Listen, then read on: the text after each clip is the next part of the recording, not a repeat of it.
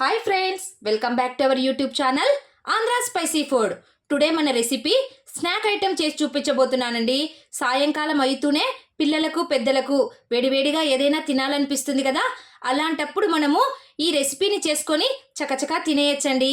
చాలా టేస్టీగా కూడా ఉంటుంది. ఆ రెసిపీ ఏంటి అనుకుంటున్నారా? ఉల్లిపాయ బజ్జీ అండి. మీకు ఏ బజ్జీ అంటే ఇష్టమో చెప్పండి. నాకైతే ఆల్ టైమ్ ఫేవరెట్ ఉల్లిపాయ బజ్జీ అంటానండి. అందుకోసం అనేసి ఇవాళ నేను ఉల్లిపాయ బజ్జీ ఎలా ప్రిపేర్ చేయాలో చూపించబోతున్నానండి.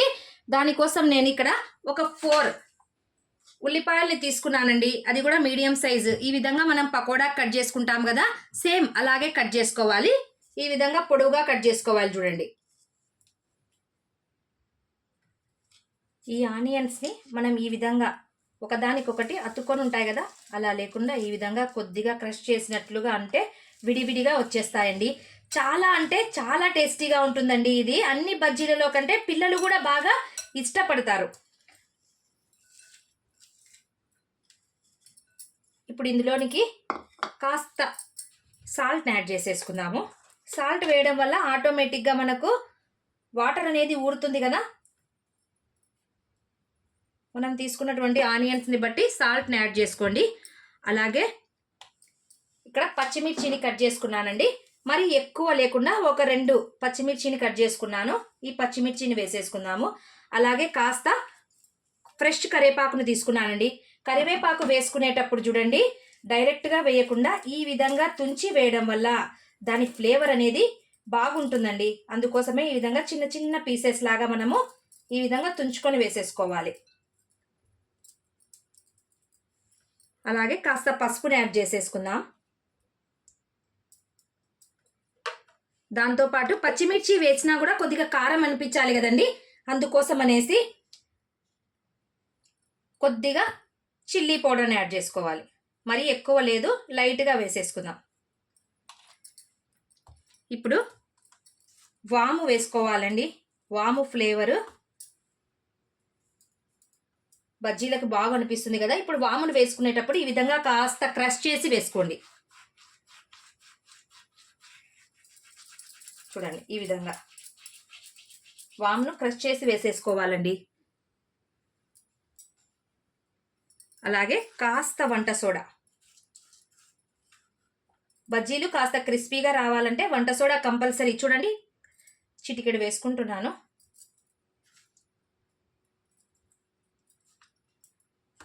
ఇప్పుడు కాస్త ఆయిల్ని యాడ్ చేసేసుకుందాము.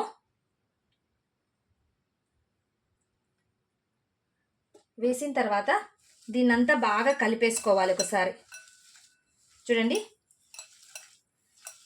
ఈ విధంగా కలపడం వల్ల ఇందులో ఉన్నటువంటి వాటర్ అనేది కాస్త బయటికి వచ్చేస్తుంది. చూసారా, ఇప్పుడే చూడండి, కలిపేటప్పుడే వస్తుంది కదా, చూసారా. ఇలా కలిపేసేసి ఒక 2 మినిట్స్ దీన్ని అలాగే ఉంచేసుకుందాం. దీనివల్ల వాటర్, ఆనియన్స్లో ఉన్నటువంటి వాటర్ అంతా బయటికి వచ్చేస్తుందండి. మనము ఎక్కువగా వాటర్ యాడ్ చేయాల్సిన అవసరం ఉండదు. ఒక 2 మినిట్స్ రెస్ట్ ఇద్దామండి. చూడండి, 2 మినిట్స్ తర్వాత చూస్తే వాటర్ చూడండి కాస్త బయటికి వచ్చేసింది కదా, చూసారా, కనిపిస్తుందా మీకు వాటర్? ఇలా పిండితే చూడండి వాటర్.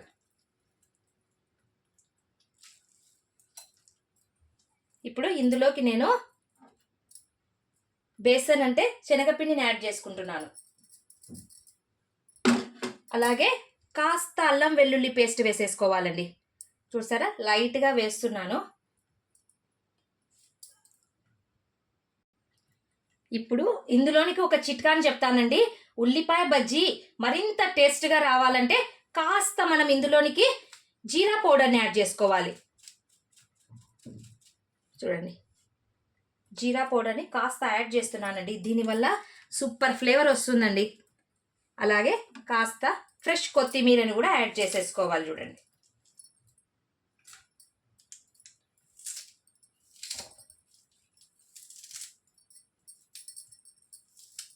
ఈ విధంగా వేసుకున్న తర్వాత వీటన్నిటిని చక్కగా మిక్స్ చేసుకుందాము. ఇందులో వాటర్ అవసరం లేదండి. చూడండి, మనకు ఆనియన్స్లో వచ్చిన వాటర్తోనే మనకు పిండి అనేది చక్కగా కలిసిపోతుంది. చూసారు కదా, ఇందులో వాటర్నే నేను యాడ్ చేయలేదండి. ఎవరైనా ఇంటికి గెస్ట్లు వచ్చినప్పుడు ఫటాఫట్గా మనం ఈ ఉల్లిపాయ బజ్జీని చేసి ఇచ్చామంటే అద్భుత అంటారండి. అంత టేస్టీగా ఉంటుంది. చూశారు కదా, ఈ విధంగా పిండిని కాస్త గట్టిగా కలుపుకోవాలండి. మరి మెత్తగా కలుపుకోకూడదు. మరి ఎక్కువగా గట్టిగా అనిపిస్తే కాస్త చేతికి తేమ చేసుకున్నట్లు చూసారా, ఈ విధంగా కొద్దిగా ఇట్లా యాడ్ చేసేసి పిండిని కలిపేసుకోండి. మరీ లూజ్గా ఉండకూడదండి బజ్జీకి పిండి, అలాగని మరీ టైట్గా కూడా ఉండకూడదు కదా, గట్టిగా ఉండకూడదండి. మీడియం సైజులో చూడండి, ఈ విధంగా మనకు బజ్జీ వేయడానికి అనుకూలంగా ఉండాలి పిండి. చూసారా, పిండి మరి గట్టిగా అయిపోతే పకోడీ అయిపోతుందండి, అలాగని మరి జోరుగా అయిపోతే మెత్తని బజ్జీ అయిపోతుంది కదా. రెండిటికి మధ్యలో ఉండాలి చూడండి ఎప్పుడైనా సరే. ఈ విధంగా కలుపుతూ ఉంటే ఆటోమేటిక్గా వాటర్ అనేటివి ఊరిపోతాయండి. ఇప్పుడు మనము పర్ఫెక్ట్గా పిండి కలిపేసుకున్నాం కదా. ఇప్పుడు స్టవ్ మీద ఆయిల్ పెట్టేసుకుందాము.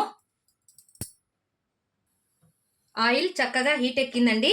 ఇప్పుడు మనం కాస్త చేతికి తడిని పెట్టేసుకొని ఈ విధంగా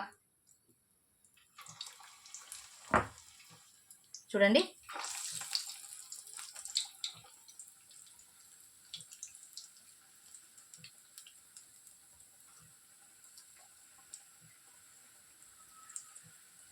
వేసేటప్పుడు మనం మంటను హై ఫ్లేమ్లోనే పెట్టుకోవాలండి.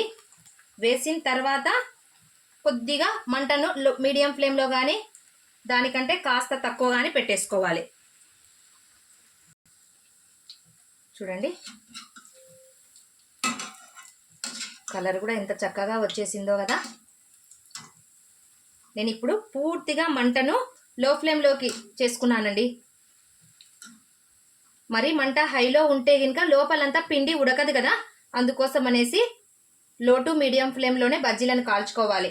ఈ విధంగా కాస్త జీరా పౌడరు వేయడం వల్ల ఏమవుతుంది అంటే కలర్ కూడా కాస్త చేంజ్ అవుతుందండి, మంచి కలర్ వచ్చేస్తుంది.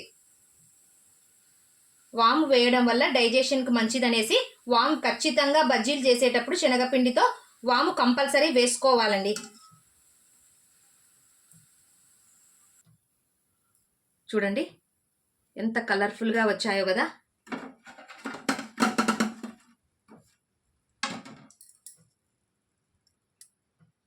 నెక్స్ట్ సెకండ్ బ్యాచ్ వేస్తున్నాను చూడండి. పిండి మరీ గట్టిగా ఉండకూడదు, అలాగని మరీ లూజ్గా ఉండకూడదు చూడండి, అది ఇంపార్టెంట్ మనకు బజ్జీలు వేసేటప్పుడు.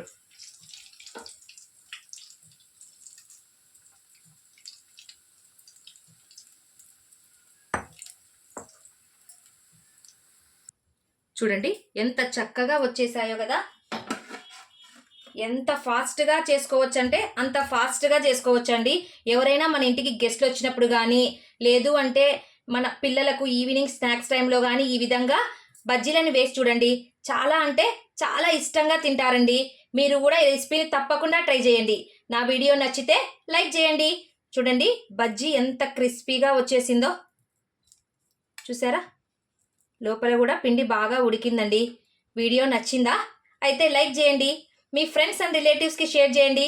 మరిన్ని సింపుల్ అండ్ టేస్టీ రెసిపీస్ కోసం నా ఛానల్ను సబ్స్క్రైబ్ చేసుకోవడం మాత్రం మర్చిపోవద్దండి.